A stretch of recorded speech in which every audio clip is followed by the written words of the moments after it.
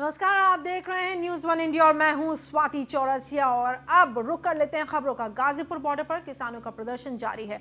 तीनों कृषि कानूनों को वापस लेने पर अड़े किसान। पीएम मोदी की अपील का भी किसानों पर असर नहीं हुआ है। आपको बता दें कि किसान बीते कई दिनों से कृषि कानूनों को लेकर के धरना प्रदर्शन कर रहे हैं। पीएम मोदी की अपील का भी किसानों पर कोई असर नहीं हुआ है।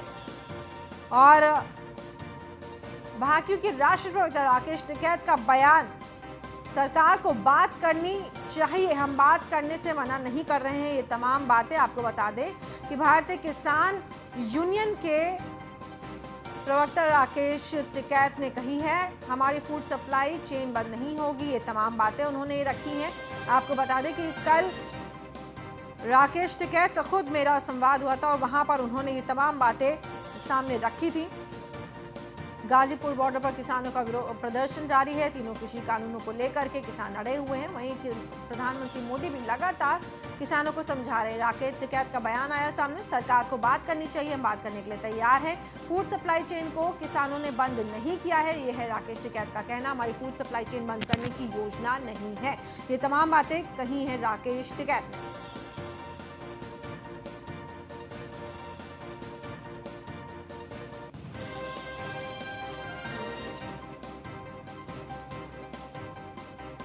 पीएम मोदी की अपील का भी असर नहीं हो रहा है किसानों पर।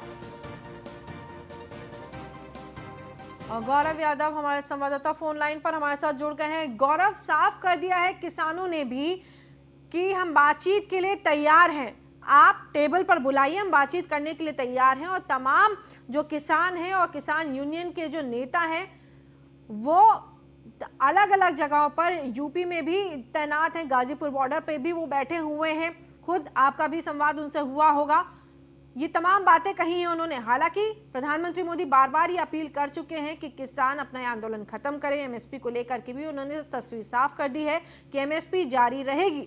गौरव जी बिल्कुल, देखिए साफ तौर पर किसानों का साफ तौर पर कहना है कि इस बार ये कानून वापस करा के जाएंगे, चाहे कुछ भी हो जाए, चाहे कितना भी समय लग जाए, हम अपनी बात पर अड़े हैं। लेकिन सरकार दूसरी तरफ जिस तरीके से किसानों के घर जाकर उन लोगों को परेशान कर रही है, उसको लेकर भी कल किसानों ने एक प्रशासन को बुलाया और कहा कि प्रशासनिक अधिकारी हमसे आके बात करें, नहीं तो कल को जो दिल्ली से गाजियाबाद को जोड़ने वाला रास्ता है, दिल्ली से नोएडा को जोड़ने वाला रास्ता है, उस रास्ते को भी बंद कर दिया जाएगा। कहने की खुली चेतावनी है, यदि आप हमें परेशान करोगे तो हम भी आपको परेशान करेंगे, हम भी आपको उसी रास्ते पर चलेंगे जिस रास्ते पर सरकार चल रही है। सरकार ने वार्ता का दौर बंद किया, किसान भी अड़े हैं, किसान भी बॉर्डर पर बैठा हुआ है। सरकार हमारे द्वार आएगी और हमसे बात करेगी और उसी तरीके से लगातार किसान अपनी मांग को लेकर क्या चाहते हैं कि ठीक है जी। गौरव, इन तमाम जानकारी के लिए आपका बहुत बहुत धन्यवाद। तो हमारे संवाददाता गौरव हमारे साथ जुड़े थे तमाम बातें रखते हुए जो किसानों ने रखी है सरकार के सामने। और रुक कर लेते हैं अगली खबर का। अगली खबर लखनऊ से। यूपी में पंचायत चुनाव मार्च तक कराने के संकेत साफ दे दिए गए। सीएम योगी ने मंत्रियों के साथ बैठक की है और बैठक में निर्देश दिए हैं कि पंचायत चुनाव में मजबूती से उतरने के लिए जुटने के ये निर्देश दे दिए। वोटर लिस्ट की खामियों को दूर करवाएं, ये तमाम बातें योगी आदित्यनाथ ने दी हैं, ये कही है, तमाम ये बातें कही हैं बैठक के। वोटर लिस्ट की खामियों को दूर करें और किसी भी तरीके से कहीं भी कोई वोटर वोट देने से ना चूक जाए। ये बैठक के दौरान प्रधानमंत्री, ये आपको बता दें कि मुख्यमंत्री यूपी के योगी आदित्यनाथ ने ये बातें रखी और अपने सभी अधिकारियों को समझाया।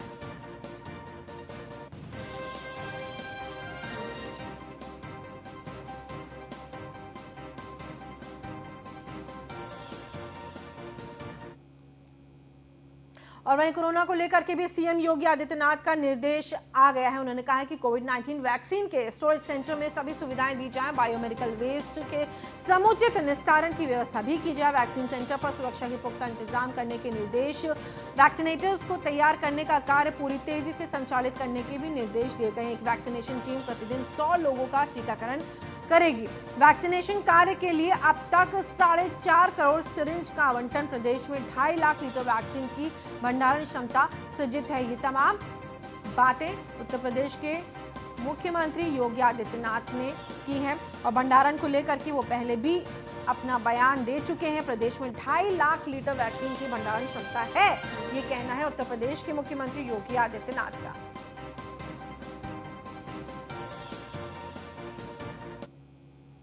और वहीं अयोध्या के धनीपुर में बनने वाले मस्जिद का डिजाइन अब पेश कर दिया गया है। इंडो इस्लामिक कल्चरल फाउंडेशन ने पेश किया है मस्जिद का डिजाइन।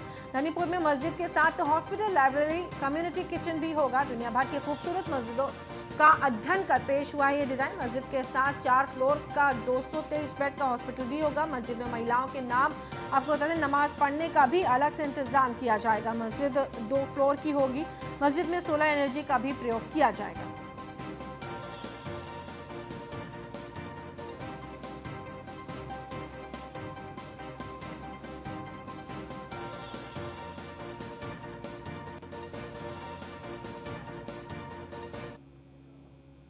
और प्रसपा अध्यक्ष शिवपाल सिंह यादव का बड़ा बयान। जिला सहकारी बैंक की 71वीं सालाना बैठक में बोले शिवपाल यादव। उन्होंने कहा है कि 2022 विधानसभा चुनाव की हमने अभी से तैयारी कर ली है। शिवपाल, अब जो हमसे गठबंधन करेगा उससे हम झुक करके गठबंधन नहीं करेंगे। प्रगतिशील समाजवादी पार्टी रहेगी।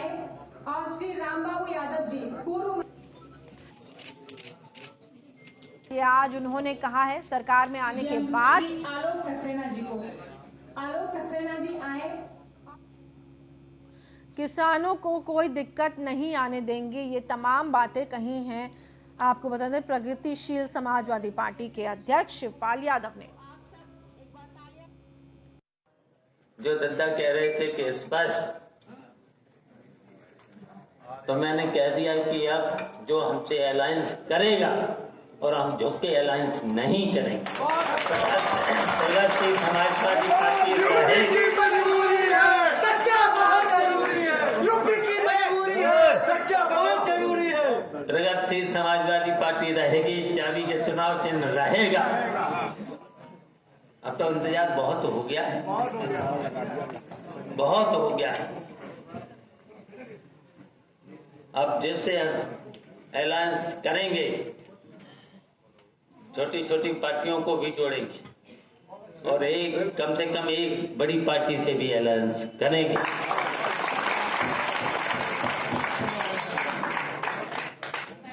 और अलायंस जब हो जाएगा फिर पता चल जाएगा सबको अपनी अपनी हैसियत, सबको पता चल जाएगा। बस हम ये चाहते हैं कि 2022 में प्रगतिशील समाजवादी पार्टी सरकार में रहे और सरकार में जब रहेगी तब किसानों के सामने कोई दिक्कत नहीं आएगी। बिजली की कोई फिर कमी नहीं रहेगी, सस्ती बिजली। और छोटे छोटे लोगों किसानों के लिए तो फिर। और यूपी में पिछले 24 घंटे में कोरोना के तकरीबन 1000 से ज्यादा नए केसेस सामने आए हैं। यूपी में पिछले 24 घंटे में 1500 से ज्यादा कोरोना मरीज ठीक भी हुए हैं। यूपी में कोरोना के एक्टिव मरीजों की संख्या 17000 से ज्यादा है। यूपी में अब तक 5 लाख से ज्यादा कोरोना मरीज ठीक हुए हैं। यूपी में कोरोना से अब तक 8000 मरीजों की मौत हो चुकी है। यूपी में बीते दिन 1,54,924 सैंपल्स की जांच भी की गई है।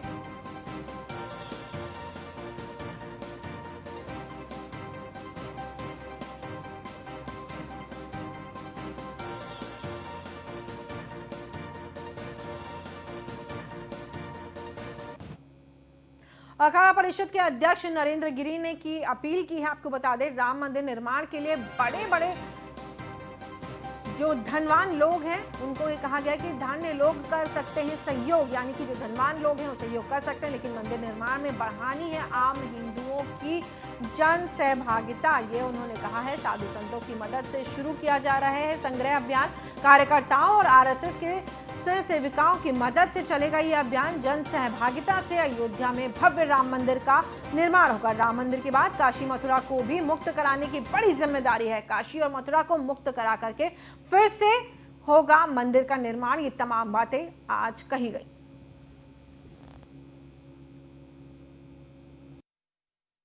आज विश्व हिंदू परिषद द्वारा केसर भवन में एक संत सम्मेलन बुलाया गया, जिसमें सबने संतों ने आह्वान किया है कि हमारे भारतवर्ष में एक से एक धनाढ़ सेठ हैं, चाहे तो एक ही व्यक्ति पूरा मंदिर बना सकता है। लेकिन शुरू से ही हमारे आदरणीय अशोक सिंघल जो हमारे बीच में नहीं हैं, उनकी एक इच्छा रही कि सबका सहयोग प्राप्त हो। आपको याद होगा कि एक समय ऐसा था जब एक रुपया लिया गया था। उसी के ध्यान रखते हुए पूरे सनातन परंपरा के मानने वाले और पूरे भारतवर्ष के ही नहीं, पूरे विश्व के लोग इसमें अपना यथाशक्ति 1 रुपया, 2 रुपया, 10 रुपया, जितना जो सहयोग हो सके सहयोग करें। इसीलिए ये सम्मेलन बुलाया गया था और सब ने अपील की है।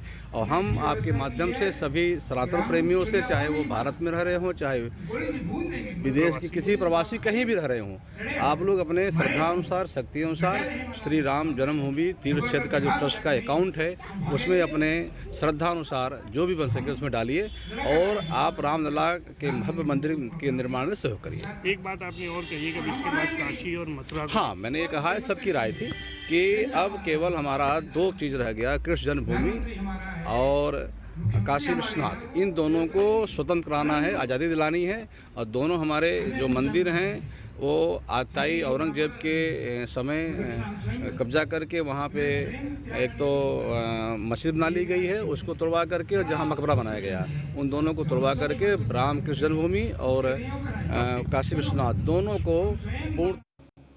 और ग्रेटर नोएडा में आपको बता दें, धर्म परिवर्तन कराने वालों पर प्रशासन का शिकंजा। आपको बता दें, पुलिस ने 3 महिलाएं समेत 4 लोगों को गिरफ्तार किया है। लोभ और लालच देकर के धर्म परिवर्तन कराते थे।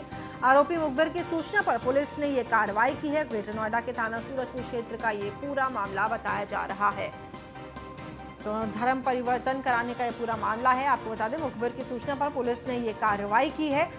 लोभ लालच दे करके धर्म परिवर्तन कराया जाता था। ग्रेटर नोएडा का पूरा मामला है। यूपी के ग्रेटर नोएडा के थाना सूरजपुर क्षेत्र का ये मामला। और धर्म परिवर्तन कराने वालों पर प्रशासन का शिकंजा।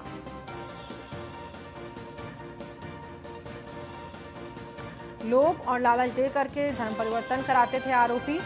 और पुलिस को जब मुखबिर द्वारा ये सूचना दी गई तो पुलिस ने उचित कार्रवाई करते हुए थाना सूरजपुर क्षेत्र का ये पूरा मामला बताया जाए। ललित पंडित हमारे संवाददाता हमारे साथ जुड़ गए ज्यादा जानकारी के साथ। ललित, अब इस वक्त भी धर्मांतरण की ये जो बातें हैं खुल करके सामने आ रही हैं। हालांकि हमारा जो संविधान है ये लोगों को ये अधिकार देता है कि वो अपने अनुसार, अपनी इच्छा अनुसार धर्म चुन सकते हैं, लेकिन इस तरीके से क्या यहाँ पे जबरन ये बदलाव करवाया जा रहा था कि धर्म अपना आप बदल लीजिए? ललित जी बिल्कुल, ये सूरजपुर थाना क्षेत्र का मामला है जहाँ पर ये लॉकडाउन के समय से ये चीज यहाँ पर इस परिवार के साथ में की जा रही थी। लॉकडाउन के समय में पहले उनको राशन दिया गया, क्योंकि वो गरीब परिवार है, उसको कुछ पैसे का लालच दिया गया। साथ में फिर दोबारा से पहले एक महीने का राशन और 7,000 रुपए उस परिवार को दिए गए थे। दूसरी बार में 2 महीने का राशन और 3,000 दिए गए थे। साथ में ये भी बताया गया था कि अगर देवी देवता को पूजना वो बंद कर देते हैं, अपने घर से देवी देवताओं की मूर्ति हटा देते हैं और चर्च में जाना शुरू कर देते हैं, तो उसके लिए उनको 10 लाख रुपए दिए जाएंगे चर्च की तरफ से। तो इनको एक बड़ा लालच यहाँ पर इस परिवार को दिया जा रहा था, जो आरोपी हैं उनके द्वारा। और उसी के लेकर के जब पीड़ित परिवार ने सूरजपुर पुलिस से इस मामले में शिकायत की, पुलिस ने तुरंत कार्रवाई करते हुए जो 4 आरोपी थे उन चारों को गिरफ्तार कर लिया है और पुलिस के द्वारा आगे की कार्रवाई इसमें की जा रही है। जी, इन तमाम जानकारी के लिए ललित आपका बहुत बहुत धन्यवाद। और अगली खबर शाहजहांपुर से। शाहजहांपुर से बड़ी खबर आपको बता दें, शाहजहांपुर में लव जिहाद का पहला केस दर्ज हुआ है। मुस्लिम युवक ने हिंदू बन करके लड़की को प्रेम जाल में फंसाया, शादी के लिए जबरन धर्म परिवर्तन भी करवाया और दबाव बना के पुलिस ने आरोपी सहित आपको बता दें 9 लोगों के ऊपर मुकदमा दर्ज कर लिया है। चौक कोतवाली पुलिस ने ये कार्रवाई की है और ये पुलिस ने आरोपी सईद आपको बता दें, जो आरोपी है सईद, उसके साथ ही साथ 9 लोगों को और गिरफ्तार किया है। और परीक्षा में नकल कराने वाले गिरोह का खुलासा। यूपी पुलिस भर्ती बोर्ड की परीक्षा में कराते थे। जेल वार्डन और फायरमैन घुड़सवार के पदों की भर्ती करा रहे थे। फर्जीवाड़ा यूपी पुलिस की परीक्षा में फर्जीवाड़ा करने वाले सरगना समेत 8 गिरफ्तार। यूपी एसटीएफ आपको बता दें, जेल वार्डर, फायरमैन, घुड़सवार के पदों की यहाँ पे भर्ती करवाई जा रही थी और ये पूरा मामला अब सामने आया है। यूपीएससीएफ ने प्रयागराज से इन 8 आरोपियों को गिरफ्तार किया है। और अगली खबर मुजफ्फरनगर से, पुलिस और बदमाशों के बीच मुठभेड़ में हिस्ट्री शीटर को गोली लगी है।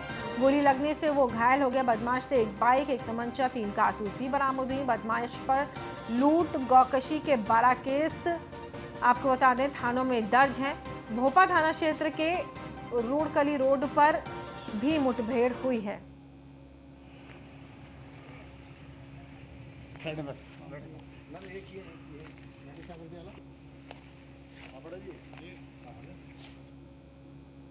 और हरदोई के सादुल्लापुर ग्राम पंचायत में रहने वाले अरुण कुमार पांडे अपने पूरे परिवार के साथ कई वर्षों से घास फूस की झोपड़ी डाल करके गुजारा करने को मजबूर हैं। कई बार उच्च अधिकारियों को शिकायत पत्र भी दिया गया, लेकिन कोई सुनवाई नहीं हुई। बता दें कि सरकार प्रधानमंत्री आवास योजना के तहत हर गरीब को आवास मुहैया कराने की बात करती है।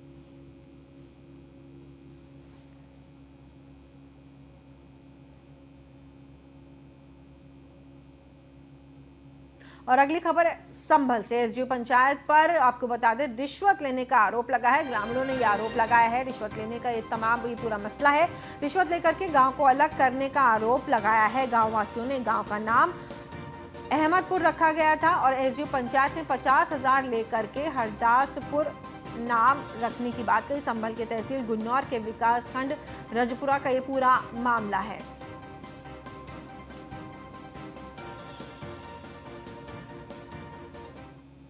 और इस बुलेटिन में फिलहाल इतना ही। देश और दुनिया की तमाम खबरों के लिए आप बने रहिए न्यूज़ 1 इंडिया के साथ।